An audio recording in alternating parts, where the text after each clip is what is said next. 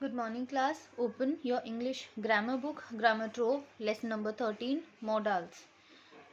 Let's learn about modals and usage of different modals. आज हम क्या सीखेंगे, modals क्या होते हैं and English में हम उनको कैसे use करते हैं. Read and enjoy this poem. This is how we wash our clothes. ऐसे हम अपने clothes को wash करते हैं. How? This is how we can wash our clothes. Rub a dub, dub, rub a dub, dub. We could get them clean and white. Rub a dub, dub, rub a dub, dub. This is how we may hang them out. Flippity flap, flippity flap. We might see them blowing in the wind. Flippity flap, flippity flap. और इस तरह से हम अपने कपड़ों को टांगते हैं, hang करते हैं, सुखाते हैं. This is how we should iron them flat. और इस तरह हमें उन्हें आयन करके फ्लैट करना चाहिए. Smooth as can be, too hot must not be. मतलब स्मूथ हो जितना और ज़्यादा हॉट ना हो. We ought to wear clean clothes to make us look like gentle folks. और हमें फिर क्या मिलते हैं? क्लीन क्लोथ्स पहनने के लिए. और कैसे दिखते हैं हम क्लीन क्लोथ्स पहन के? जेंटल फोक्स की तरह. Observe the underlined words in the poem given above. These are modals.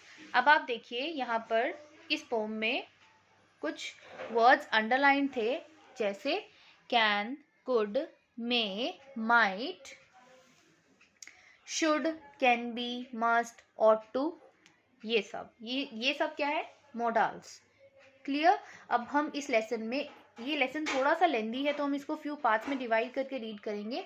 तो एक एक मोडाल को हम किन किन टाइप के सेंटेंसेस में कैसे यूज करते हैं, how we use these modals in sentences, वो हम इस लेसन में सीखेंगे.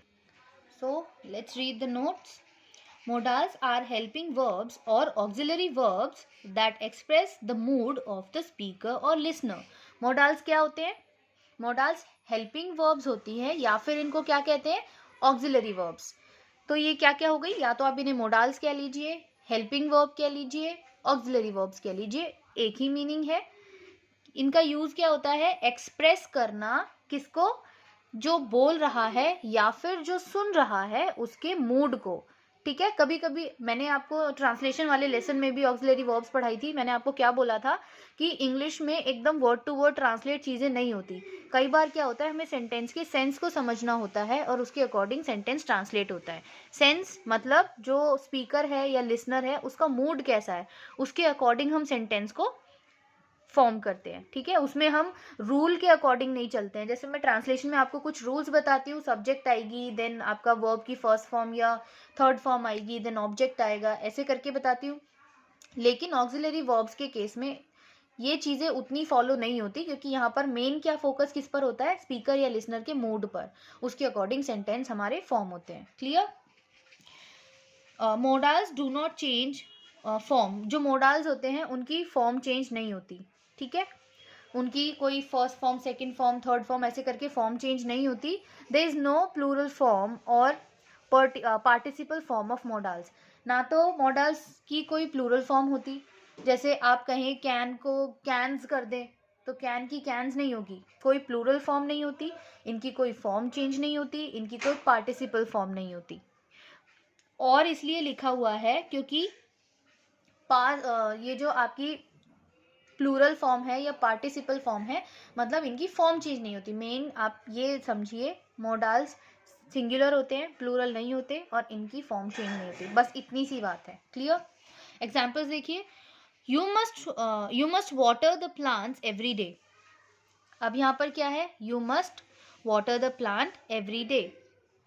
यहाँ पर बोला है कि तुम्हें हर दिन या रोज प्लांट्स को वाटर करना चाहिए. यहाँ पर वाटर का मतलब वर्ब की तरह वाटर वर्ड यूज हुआ है. वाटर करना मतलब पानी देना. ठीक है. पौधों को पानी देना.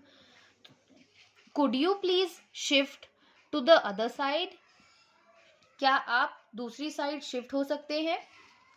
These words in bold are modals and the words underlined are verbs. अब यहाँ पर ये जो bold है ये क्या है? Modals, must and could. And ये जो verb है ये क्या है? Underlined क्या है? Verb. ठीक.